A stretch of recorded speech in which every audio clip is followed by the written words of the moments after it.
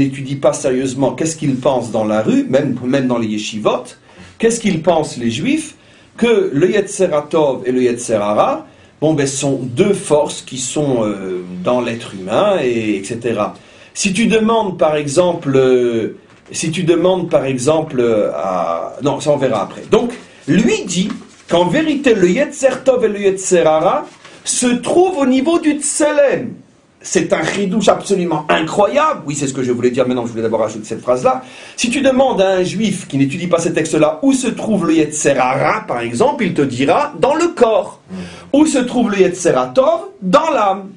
Or, voilà, et ça c'est l'époustouflant du cours d'aujourd'hui, que le Ari HaKadosh nous révèle que ni le Yetzer Tov se trouve dans l'âme, ni le Yetzer Hara se trouve dans le corps. Le Yetzer Tov et le Yetzer Hara se trouvent dans le même endroit, dans le Tselem, dans cette partie intermédiaire qui lie l'âme au corps. C'est-à-dire qui veut dire que le Tselem n'est pas l'os.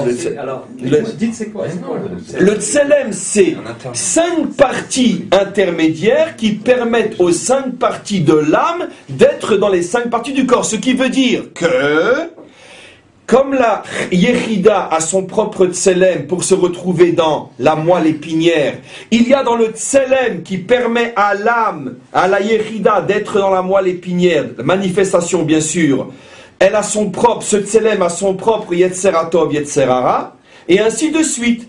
À chaque endroit de connexion entre la partie de l'âme et la partie de corps correspondant, depuis la moelle, l'os, canaux, chair, peau, quand je dis canaux, ça inclut le sang qui coule dans les canaux.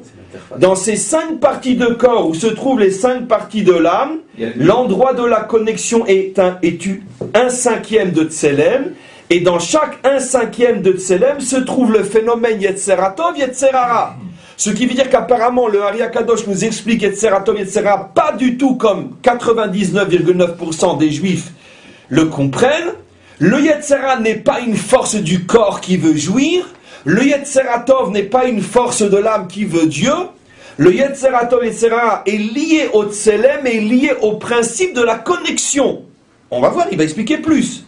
C'est à l'endroit de la connexion entre les contraires que se trouve Yetzer Tov Yetzer Hara. On continue la merveille, regardez ce qu'il explique. C'est dans le Tselem que se trouve la pulsion bonne, pulsion mauvaise. VM, et là c'est le gros du cours. Et si tu me demandes, c'est quoi ces pulsions? Elles sont quoi? C'est des pulsions humaines? C'est des pulsions quoi?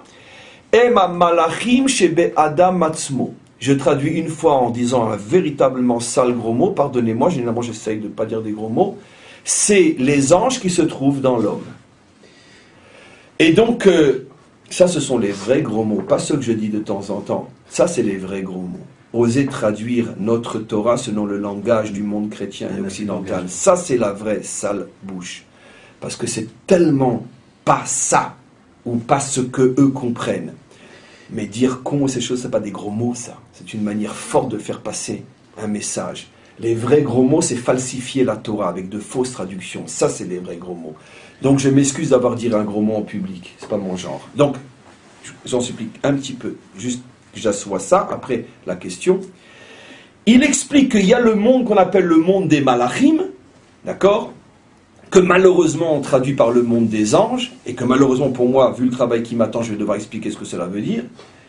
Parce que ça va être très fatigant. Le monde des malachim, je traduis encore une fois ou deux dans ce cours, après je ne traduis pas parce que je ne supporte pas de dire des gros mots. Le monde qu'on appelle le monde des anges, donc le monde des malachim, et voilà que le Ari HaKadosh nous révèle que l'homme lui-même est constitué de malachim. Les malachim sont le fameux Tselem, les malachim dans l'homme, parce qu'il n'y a pas que dans l'homme des malachim, mais les malachim dans l'homme sont le fameux Tselem, qui sont Yetzer Tov, Yetzer Hara. Et là, un chidouche explosif. D'abord, vous saviez-vous que l'homme adamique était constitué aussi de malachim? Vous le saviez?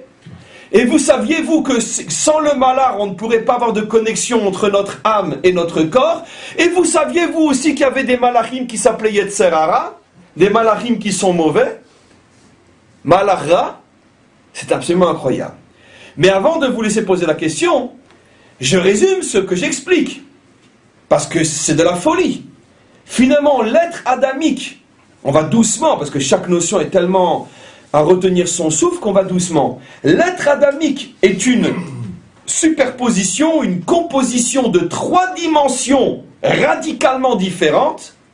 La dimension divine, j'ai pas dit Dieu, rappelez-vous le cours d'hier, la dimension divine qui a 5 niveaux, globalement l'âme, la dimension malachique qui est ange, qui est le juste, qui est l'intermédiaire, et la dimension gashmit ou chomrit, avec 2 extrêmes, puisque la dimension divine, l'âme, est hors temps, hors espace, donc elle ne peut pas se connecter à ce monde, et à l'extrême opposé, la dimension corps, qui est l'expression la plus forte de l'espace-temps, de la limite, dans le temps, de la limite dans l'espace. Mon corps est ici, à cet endroit, et n'est pas ailleurs, à un autre endroit, à un autre moment, au même moment, pardon.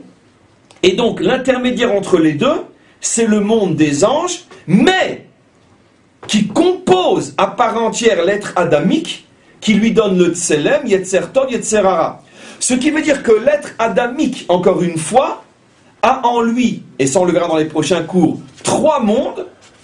Je commence par le plus bas, le monde matériel représenté par le corps, le monde des anges représenté par le tselem, et le monde du divin représenté par l'âme. C'est cet ensemble de ces 3 choses qui forment l'homme adamique.